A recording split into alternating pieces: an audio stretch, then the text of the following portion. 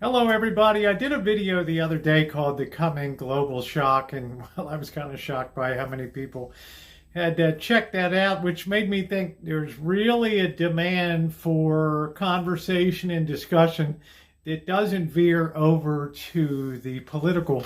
Because at the end of the day, let's be honest, if you know anything about economics and you know anything about politics and society, you absolutely know that economics drives politics. When times are good, people become frivolous in their spending, including governments. When times get tight, things tighten up, money gets scarce, and people start to get a little shook up, and they tend to hold on to their money more, and that definitely influences what they believe in the way of ideology.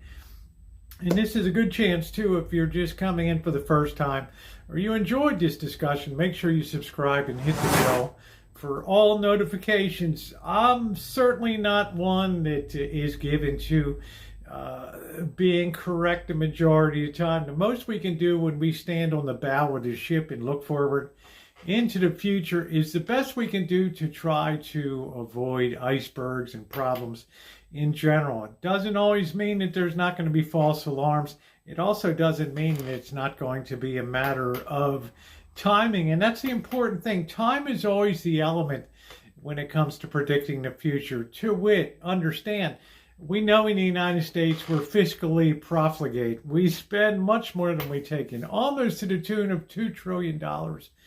More was spent by the federal government than what is taken in revenue for the fiscal year just ended, right? We know what the long-term implication is. We know that sooner or later we smash on the rocks of real big fiscal insolvency and other issues. But as long as, well, we haven't hit that iceberg at this moment, all is well on the deck. So when people like me stand on the front of the deck, on the very front of the bow, I don't want to make it sound all romantic like Titanic, but sometimes we see things that aren't quite into view yet. I talked a little bit before about the precious metals and the signal that they've been sending. And of course, we had a big plunge up, the big rush up to $35 an ounce in silver after that video had come in. We've come back with a little profit taking now, which is not unusual. When you surpass a previous level of what used to be resistance, we come back and test that as support, and that's the way the $33 level is right now in silver. But we need to look beyond that. We need to understand, and we need to have guideposts along the way to let us know if we're correct or not in our thinking. And my big thinking is, and this is the first week I've seen in some of the headlines from Bloomberg and other places, the first little hints that professional pundits are being concerned about the levels of debt and fiscal responsibility in this nation. We supposedly have come through times of great GDP growth the last year or two coming out of the pandemic. Boom, 2, 3, 4% growth. But yet, receipts to the Treasury of the United States have not kept pace, and that should be worrisome to us, because we know if things tighten up, which they inevitably will, it's not a question of if, but when. We know that the demand to open the purse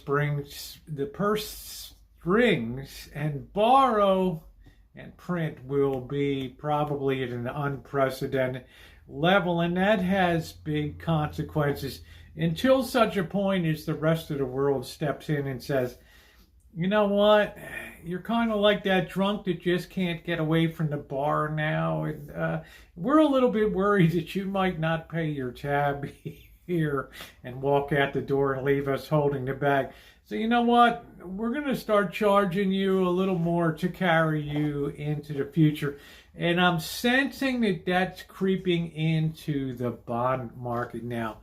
When last I came to you, we were about 4.10% on the 10-year bond. Now remember, the Fed has cut interest rates months ago, and the long-term interest rates have done nothing except go higher. since that point. We were at 4.09, 4.10 before. Now we're at 4.24. And we're still climbing, and we're climbing rapidly here. So remember, this is in the face where the pundits tell you that inflation is down, right? We have a soft landing, yet we get these signals from silver and gold that, I don't know, I thought silver and gold were supposed to go up when the forces of inflation were at work, and the forces of inflation have been going down, and why are these climbing like a bat out of hell? Well, the simple answer is because most of us has been conditioned to think about precious metals in only a certain way. We've not thought about them in the historical context of what they mean for civilizations and societies. You know, everything in investing is psychological, right? You can have the greatest investment in the world. Let's say you had a company that created a new form of energy from seawater or something like that, and it costs the equivalent of pennies. It costs more to package it than it's worth. Well, if you're a lone wolf out there and trying to beat your drum and get publicity, hey, I got this, and you know what most people are going to do? Oh man, another one of these guys, right? Cold fusion and this and that, and a mini reactor in my backyard made out of aluminum cans, okay? Right? You're going to be dismissed. It takes a certain snowball effect to get people interested in a proposition and invested in it. Right now, with precious metals, we have everyone is invested in the inflation story. But you know, on the face of it, it doesn't make any sense because inflation has been coming down.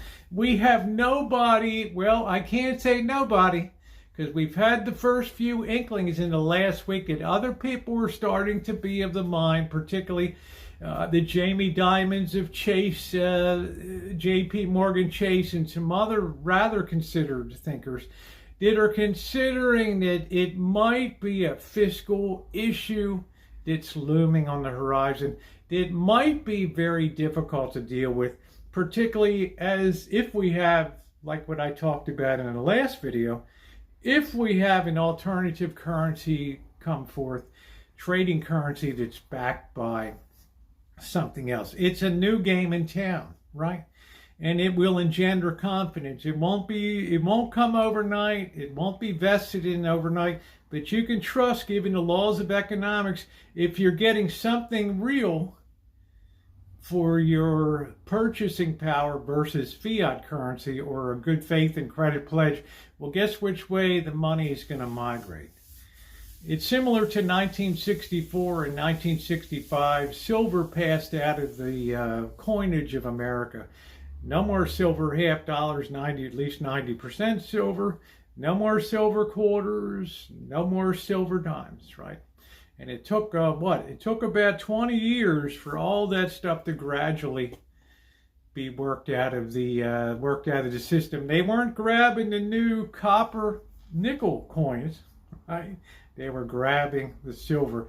So things of value are always going to shine. Simple economics, okay? Right now, we're in this period where we're just starting to get those first people commenting, oh, I wonder if we have a fiscal problem here, right? We have inflation going down, right? Our interest rates should be going down on the 10-year. They were 3.6% when the Fed cut interest rates a half a point. Now the 10-year is at 4.24%. Doesn't make any sense, right? It doesn't make any sense. And then when looked at in the context of inflation, it does not make any sense at all, because that's not the story that's really being told. The story that's being told is like a little germinating seed that's just popped its head above the ground here. It needs a lot of care and watering. It needs a lot of psychological upswing to it. It needs a lot of attention that starts to be reinforcing. Let's say next month that the Treasury comes out and says, gee, monthly receipts were XYZ, right? But we spent XYZ, A, B, C, and let's say that there's a really negative reaction in the bond markets, the money markets, when they go to try to sell this additional new debt that they need to constantly sell. That will start to reinforce in people's mind and make the connection that it's fiscal imprudence that might be leading the increase in interest rates and the increase in precious metals prices and the increase in interest in an alternative trading currency. Let's face it, guys, it makes a hell of a lot more sense.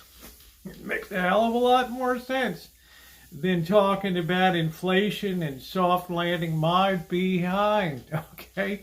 You can't properly put that picture together. But remember this, psychology drives markets.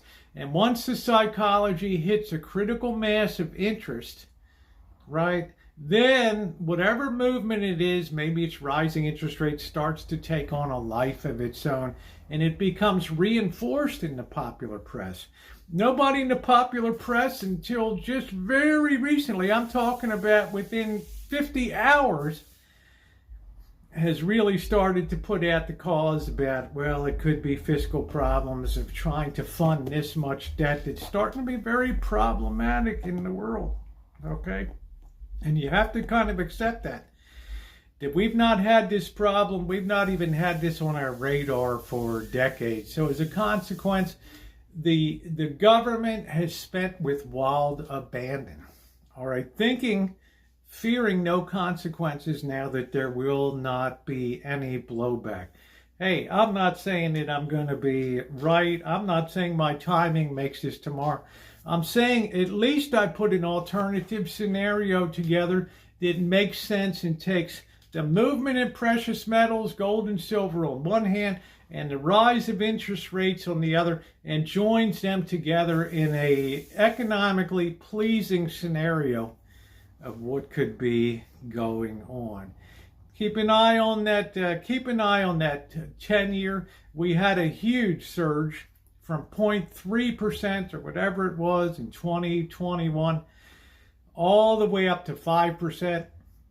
We backed down to 3.6, and now we're shooting up very rapidly again upward in interest rates. And well, you know what the repercussions are for mortgages and things like that. It could very easily bring things to a huge standstill, and we have to recognize that.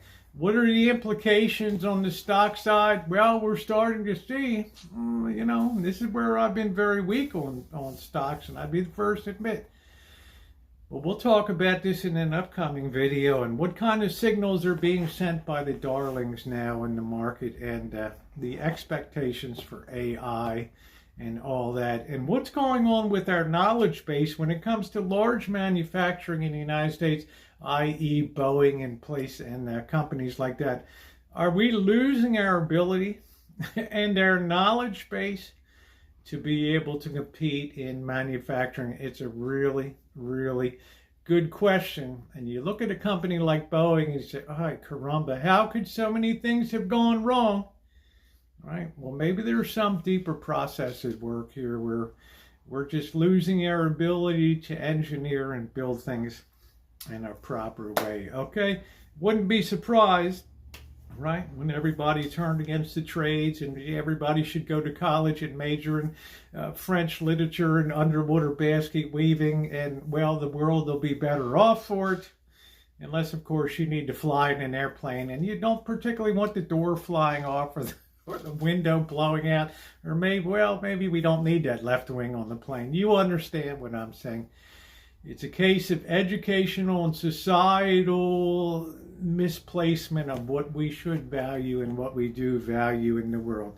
Hey, more to come. If you've enjoyed this part 2 of this, please give a like and please consider subscribing. Share this out on your social media, particularly to family and friends that you think could benefit from broadening their thinking about things.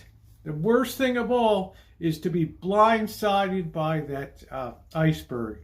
Yeah, sometimes it's bad to see an iceberg that's not there, but I would rather be on the front looking out and being aware with my eyes wide open than be partying down in first class and hear the big scratch of metal being sheared open on the side of a ship as we hit an iceberg. Don't be a sucker. So make sure you subscribe and hit that bell for all notification and share it out. Thanks so much for watching, everybody.